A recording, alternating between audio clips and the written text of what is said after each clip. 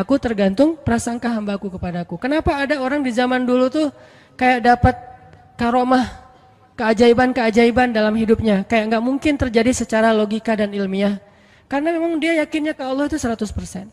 Apakah kalau kayak gitu kita nggak perlu ikhtiar? Perlu, tapi ikhtiar nggak ada hubungannya dengan keyakinan. Ikhtiar itu hubungannya dengan kewajiban. Allah yang suruh ikhtiar. Tapi yakin berhasil apa enggak, itu urusan yang kedua. Urusan hati antara kita dengan Allah Subhanahu Wa Taala. Kayak kita minum obat. Tentunya kita harus beli obat yang paling bagus, dokter yang paling recommended, yang spesialis. Oke, itu ikhtiar. Tapi kalau sampai hati kita terlibat dengan ikhtiar itu, meyakini bahwa kalau ini pasti sembuh, kalau ini kayaknya nggak ada harapan, soalnya dokter juga nggak ahli, berarti hati kita sudah terpaut dengan makhluk dan berarti sudah berkurang yakinnya kepada Allah. Saat itu kita tidak akan melihat keajaiban. Yang terjadi dalam hidup kita saat itu apa? Hal-hal yang ilmiah. Kenapa kita hanya ngalamin hal-hal yang ilmiah? Karena kita yakinnya kepada hal yang ilmiah. Kenapa ada orang yang ngalamin hal-hal yang sifatnya miracle? Karena dia yakinnya kepada mukjizat. Yakinnya kepada aun atau pertolongan dari Allah Subhanahu Wa Taala. Jadi bukan kita tidak berikhtiar, ini bab a'malul qulub, amal hati. Apakah hati kita yakin gak sama Allah Subhanahu Wa Taala? Dan Umar mendengar cerita itu semakin yakin sama Allah. Makanya nanti muncul kasus di zaman Umar tuh luar biasa. Ini presiden kalau imannya 100% ke Allah, ada masalah di negaranya tuh, dia tinggal bilang ya Allah beres tuh masalah. Jadi di Mesir waktu itu ada musim paceklik sampai sungai Nil tuh hampir habis tuh. Sehingga air sungai Nil nggak mengalir lagi ke ladang-ladang jagung, gandumnya orang-orang Mesir. Dan orang Mesir yang dulunya menyembah anak sapi betina, mulai syirik lagi nih. Mulai berpikir, kalau kayak gini mah sama aja. Setelah Islam datang kita tetap aja susah, paceklik. Mending kita doa lagi ke nenek moyang kita, dewa-dewa yang dulu. Gubernur Mesir yang namanya Amr bin As waktu itu ngirim surat kepada Umar ke Madinah. Ya Amirul Mukminin, Mesir sedang diuji oleh Allah dengan kekeringan. Dan masyarakatnya hampir syirik. Kami mohon bantuan dari pusat, dari Madinah untuk membantu bagaimana mengatasi kekeringan di Mesir. Begitu surat itu sampai ke Umar bin Khattab, Umar nulis balik surat dalam bentuk doa. Bismillahirrahmanirrahim. Ya Allah, turunkanlah hujan untuk masyarakat rakyat Mesir. Dikirim ini surat ke Mesir. Waktu itu ibu katanya masih Alexandria, belum Kairo. Dikirim ke Alexandria, malam itu diambil sama Amr bin As. Pas dibaca oleh Amr bin As, Bismillahirrahmanirrahim. Ya Allah, berikan rakyat Mesir hujan yang mencukupi untuk mereka. Saat itu juga hujan turun. Sampai sungai Nil meluap dan menggenangi ladang-ladang jagung dan gandumnya orang-orang Mesir. Dan mereka bertakbir semuanya. Cuman ngirim surat doang dari Amirul Mukminin. Kan enak ya? Coba kalau kita hidup di zaman Umar, ya Amirul Mukminin, saya belum dapat jodoh. Ya Allah beri dia jodoh. Beres. Cepet banget loh. Ya Amirul Mukminin, dia nolak saya, ya Allah terimalah. Terima. Yang kemarin nolak hari ini, kenapa ya saya jadi serak sama dia? Gara-gara doa Amirul Mukminin. Ini artinya teman-teman, keajaiban dari yakin kepada Allah itu luar biasa dari kisah Bapak tadi tuh. Kalau kita berbaik sangka kepada Allah.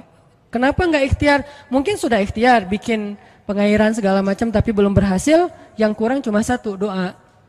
Doa mungkin udah banyak, tapi belum diijabah karena doa-doa mereka tidak seajaib doanya Umar bin Khattab. Belum lagi Umar berdiri di atas mimbar, ini mungkin terkenal nih, kejadian dalam perang Qadisiyah kalau nggak salah. Umar lagi khutbah Jumat di Madinah, kaum muslimin lagi berperang di Irak melawan pasukan Persia, perang Qadisiyah namanya. Irak Madinah itu kan kalau naik pesawat sekitar 2,5 jam, 3 jam, jauh tuh. Jakarta Medan lah, jauh.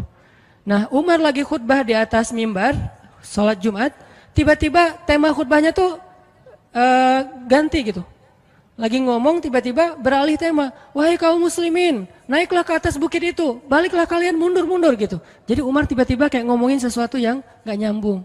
Orang-orang heran, nih Umar kenapa? Oh ya udah biarin, namanya juga Umar gitu kan, dia punya. Mungkin dia ngelihat setan atau apa, setan kan takut sama Umar, diem. Udah selesai sholat Jumat, pada datang, ya Amirul Mukminin tadi apa yang terjadi? Kenapa Amirul Mukminin ngomong sesuatu yang gak nyambung? Kita juga gak ngerti. Kata Amirul Mukminin, saya ngelihat Allah menampakkan kepada saya pasukan Islam di Qadisiyah yang terdesak, hampir habis dibantai sama musuh. Tapi saya ditunjukkan ke sebuah bukit yang mungkin mudah-mudahan itu jadi benteng untuk mereka berlindung. Saya suruh mereka naik. Orang kan nggak langsung percaya kan? Bener gitu terjadi kayak gitu. Kalau Rasul ngomong, mungkin aku naik ke langit, Isra Mi'raj, oke lah, itu aja masih ada yang mendustakan. Ini Umar yang ngomong, bukan Nabi yang dapat wahyu. Orang nggak langsung percaya. Selang beberapa minggu kemudian, pasukan Qadisiyah pulang. Jadi utusan mereka pulang bawa berita tentang kemenangan perang dalam perang Qadisiyah. Dia cerita, suatu hari di hari Jumat, kami sedang berperang. Kami terdesak, hampir habis dibantai sama musuh. Udah nggak ada jalan untuk berlindung. Tiba-tiba kami mendengar suara Umar, Amirul Mukminin berteriak, wahai kaum muslimin, naiklah ke atas bukit ini supaya kalian terlindungi. Akhirnya kami mundur naik ke atas bukit dan selamat waktu itu. Berarti benar-benar terjadi. Kok bisa? Ya, qadarullah.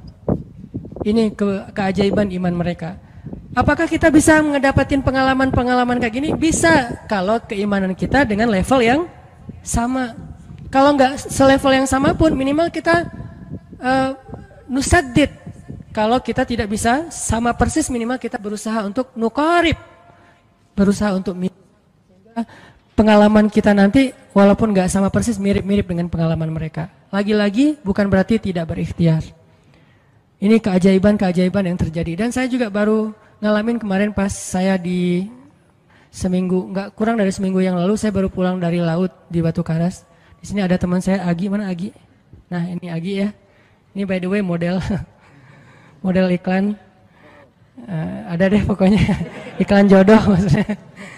Agi ini anak Batu Karas. Agi boleh diceritain? Agi ini anak Batu Karas. Batu Karas tuh Jawa Barat, daerah Pangandaran. Dari Bandung kurang lebih 6 jam perjalanan. Kalau lagi ada ombak saya suka ke sana nonton orang main surfing. Nggak main sih, main dikit-dikit tapi nggak jago. Nonton orang main surfing. Ketemu Agi. Agi nggak tahu tuh ya. 2 hari sebelum saya datang ke Batu Karas, dia sakit kayak demam gitu. Mungkin habis diputusin kali ya. Dia demam gitu, nggak enak badan, pengen pulang. Biasanya kalau nggak enak badan cuma dia tinggal di Jakarta, paling juga di kos-kosan. Tapi kali ini pengen pulang ke Batu Karas banget. Aduh, kenapa ya pengen pulang ke Basroh Batu Karas gitu ya. Batu Karas kayak Basroh gitu. Pengen ke Batu Karas. Pas dia pulang, hari saya lagi mau main tuh, dia diajak sama temen dia, ngojek itu apa? Berenang yuk gitu. Yuk berenang yuk, berenang. Dia ikut, padahal lagi nggak enak badan, tapi pengen berenang. Pas lagi di pantai, saya datang ketemu loh, kayak kenal nih, hitam-hitam ektis gitu. Ternyata ketemu saya, Ustadz Hanan ya, ya kenalan. Ustadz saya tuh ketemu Ustadz kemarin di Meruya pas kajian minggu bulan yang lalu. Cuman karena jamaahnya banyak, saya nggak bisa ketemu Ustadz, nggak bisa salaman. Saya waktu itu membatin.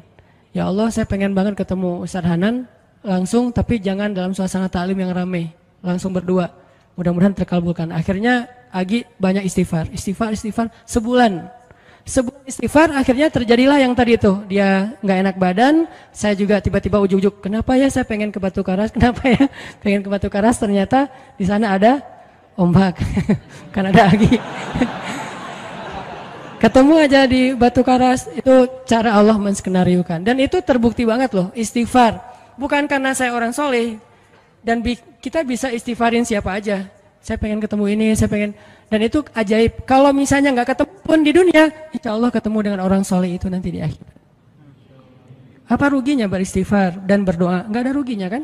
Ya Allah, saya pengen banget ketemu dengan, misalnya sebutlah ulama yang paling kita ngefans di dunia siapa gitu, dengan Imam Sudais, Imam Masjidil Haram. Pengen banget jabat tangan sama Imam Masjidil Haram yang imamin umat Islam seluruh dunia gitu.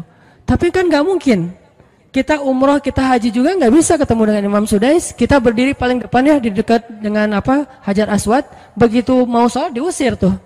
Begitu selesai salam langsung dipagar betis sama askar-askarnya. Susah ketemu beliau tuh, ajaib banget kalau bisa ketemu. Tapi kan nggak ada salahnya beristighfar kan? Astagfirullah, astagfirullah, ya Allah, Sudais, astagfirullah, astagfirullah, Sudais, astagfirullah. Terus aja gitu. Pengen ketemu Sudais. Tiba-tiba bisa aja Sudais datang ke Indonesia, ada seminar apa, mungkin bisa ketemu, yang paling logisnya. Atau kalaupun nggak ketemu di dunia, tiba-tiba bangkit dari kubur di sebelah kita.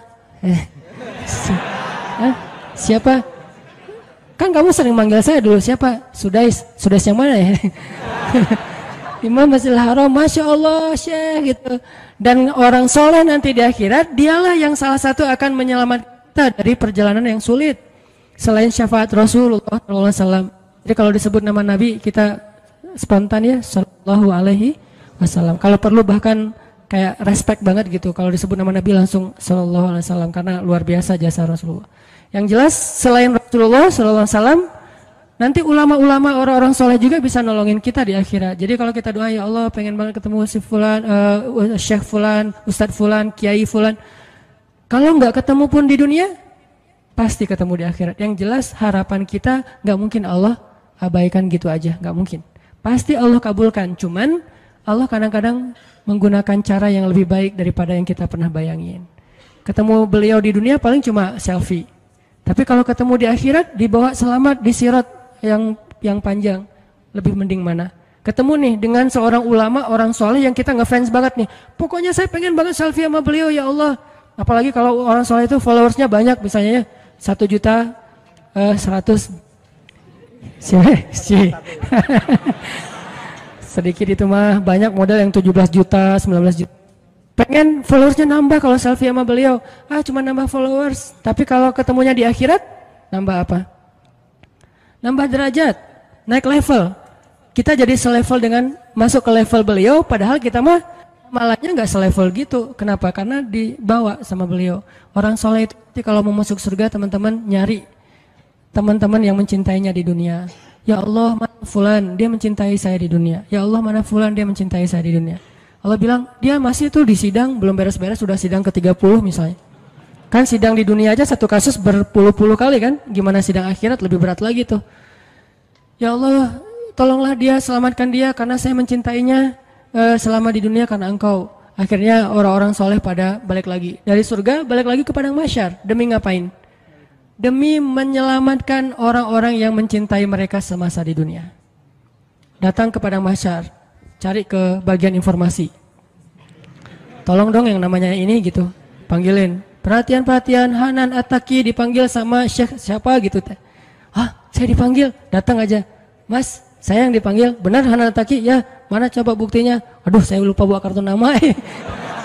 KTP misalnya. Udah pasti tahu lah ya malaikat sama kita. Udah masuk aja, tuh ada yang nungguin di business lounge gitu. Jadi ada VIP lounge-nya gitu kan. Oh, saya boleh masuk VIP lounge-nya, masuk ke VIP lounge. Udah sampai di sana udah ada makanan segala macam, mereka lagi duduk. Kayak asa kenal nih, siapa ya? Dekat Hanan ya? Ya, wah kita sering ketemu dalam doa. Wah, akhirnya pelukan. Ada apa, Syekh? Yuk ikut saya ke surga, kan enak banget kan? Terus sidang saya gimana? Udah beres, diberes sama teman-teman saya di sana. Saya banyak teman di dalam gitu. Saya banyak. Beres kan?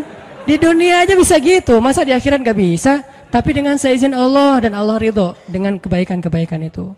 Jadi nggak ada sia-sianya juga. Kita kan dulu saya pernah cerita yang Imam Ahmad bin Hambal kan yang pengen banget ke Basrah, dan itu ternyata terjadi juga sama Agi. Dan terjadi juga sama salah seorang driver ojek online di Bandung. Baru 2 bulan yang lalu kejadiannya. Saya lagi datang ke markasnya Pemuda Hijrah, kita sering ada kayak rapat gitu di kantor. Markas kita namanya Masjid Al-Latif di dekat Gedung Sate. Datang dari pagi rapat sampai sore, dan saya pakai baju baju main biasa, bukan pakai baju taklim. Sebetulnya sama aja sih. Nah, waktu itu sholat zuhur di Masjid Al-Latif, saya ngimamin sama asar. Habis asar pulang, karena nggak nyetir sendiri, saya pakai online, saya order nih. Order, pakai ojek, ada yang ngambil, drivernya ngambil. Datang, jemput, pulang. Kemana? Ke Cimahi, pulang. Di tengah jalan dia nanya, Mas sering sholat di Masjid Al-Latif itu ya? Saya bilang, ya lumayan, saya bilang. Iya itu masjid rame banget, anak-anak muda pada numplak di situ taklim. Siapa sih itu, ada imam muda, bagus suaranya gitu. Ntar, jangan GR dulu. Muzammil, oh iya Muzammil, ya bagus tuh. Tadi udah GR, ternyata salah. Oh Muzammil, benar-benar Muzammil tuh suaranya bagus banget ya, anak ITB kan? Ya anak ITB ya. Kalau Mas di situ sering ngimamin juga? Ya sesekali sih, saya bilang. Dia mulai curiga gitu. Suka ikut taklim juga di sana? Ya kadang-kadang, saya bilang. kenal sama Muzamil? Ya lumayan, padahal murid sendiri kan. Lumayan saya bilang. Oh mas, kayak nggak asing nih. Mas tadi ngimamin sholat zuhur bukan? Ya saya bilang. Mulai curiga kan dia. Mas namanya siapa sih mas? Hanan saya bilang. Hanan? Hanan yang mana nih? Ya.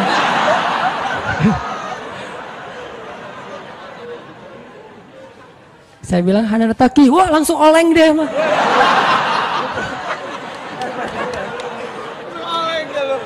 Oh, mas biasa aja mas biasa aja gitu. Ini benar Ustaz Hanan Taki, benar. Masya Allah, ya Allah, udah gitu kayak terharu gitu, heboh, semua orang pada ngelihat lampu merah lah gitu ya, pada ngelihat semuanya. Saya langsung pakai masker, gitu. Ustadz tahu nggak Ustadz, saya sebulan ini istighfar terus habis dengerin cerita Imam Ahmad bin Hambal yang ke Basrah, saya istighfar, ya Allah pengen banget ketemu Ustadz Hanan, tapi jangan ditaklim berdua, jadi bisa curhat-curhatan gitu. Ternyata Allah bikin skenario, saya order ojek online, dia ngambil, jadi ngobrol di jalan sampai ke rumah, akhirnya bertamu nggak pulang-pulang. Wah ini luar biasa cara Allah. Dan wallahi teman-teman, dan itu terjadi. Jadi udah 2 kasus nih yang saya alamin ya. Satu lagi yang ojek online tadi, dan dua-duanya hajatnya sebulan Allah kabulkan. Jadi kalau ketemu saya aja sebulan gampang, masa ketemu jodoh bertahun-tahun gak dapat ya? Gimana nih? Istighfarnya gimana nih? Ini terutama buat cewek-cewek nih. Kalau cewek-cewek kan nggak bisa nyari, masa cewek kayak kepo gitu kan nggak mungkin. Pura-pura follow, nge-like. Kok dia nge-like terus yang first like lah gitu? Nggak mungkin kan? Cewek kan agak-agak jaim. Ya udah istighfar aja deh. Banyak-banyak istighfar. Tiba-tiba ada yang kesandung jatuh di depan cewek, HP-nya jatuh. Dia pergi, HP-nya nomornya. Nggak penting sih ceritanya. Pokoknya ada.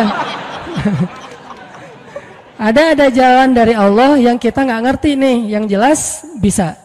Kita tinggal yakin aja sama Allah, istighfar, Allah yang kasih jalan. Walladzina jahadu fina lanahdiyannahum subulana. Pokoknya kalau kalian bersungguh-sungguh kata Allah di jalan kami, udah kami kasih jalan-jalan keluar yang subul, jamak dari sabil, banyak banget jalan keluar di sisi Allah. Yang penting kita jahadu fillah, berusaha di jalan Allah Subhanahu wa taala.